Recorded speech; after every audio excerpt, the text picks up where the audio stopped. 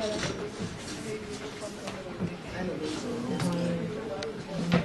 think coding is important for everyone.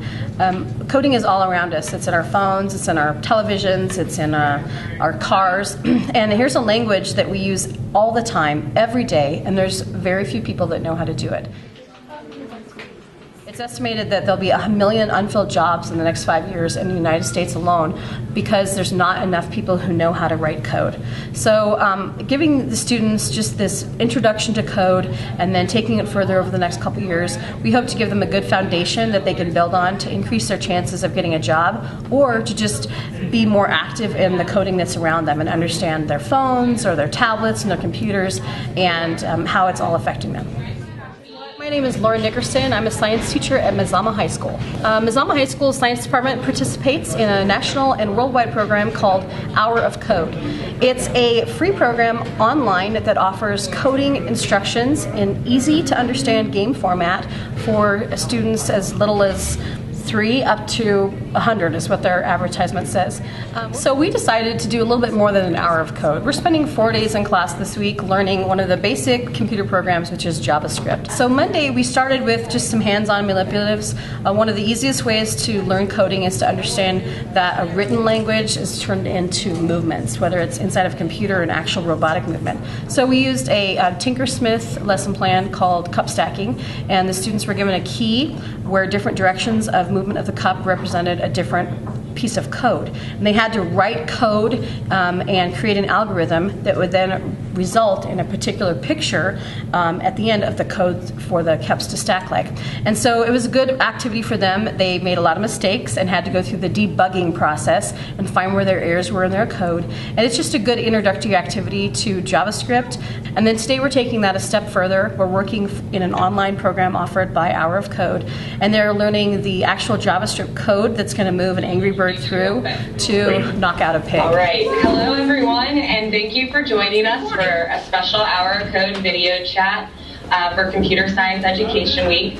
Joining us again this year is Jack Dorsey. Jack is the co-founder and co-creator of Twitter, as well as the founder and CEO of Square. So kids, please join me in welcoming Jack to our chat today. Okay, our next question is from Mazama High School in Klamath Falls, Oregon.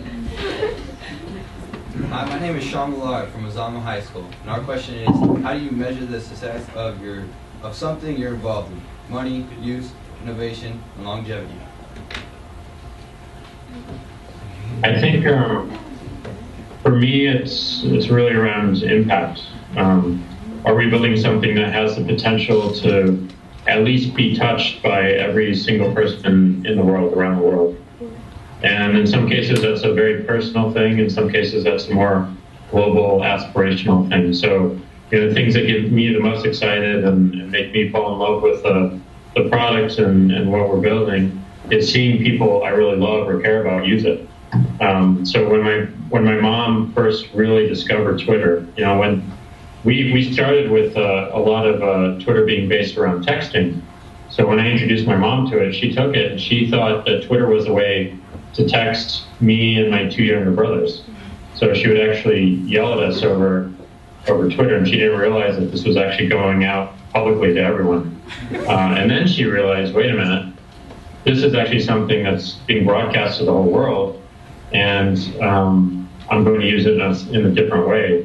And then the next time with Square, she actually went to her favorite coffee store one day, and they were actually using Square to accept credit cards. And she texted me and said, I just walked into my favorite coffee store, and they're using Square. And it's always awesome when someone discovers your work without you directing them to it, or without you forcing them to sit down and experience it. They just discover it organically, and they love it for whatever reason. So that's first and foremost what I drive for.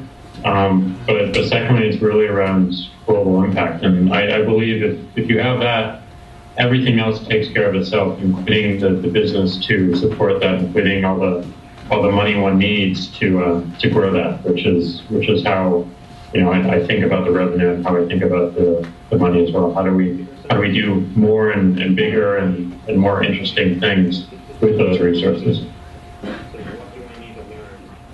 All right, our last question comes from... Hi, my name is Sean Millard, and I just Skyped with the Twitter founder and asked him our Mazama School question. I don't know, I've never really talked to someone that rich, so I didn't really know what to think of, or someone that successful, so it was enjoying. I thought it was a true, honest answer that he actually, instead of just saying something and just agreeing down with it, he actually gave us a real answer that took a little time for him to explain what he meant, and it was an understanding answer. Kind of makes me want to go make something that like people use on their phone and make money with, but no, I already have a set path that I plan on going on for life, so.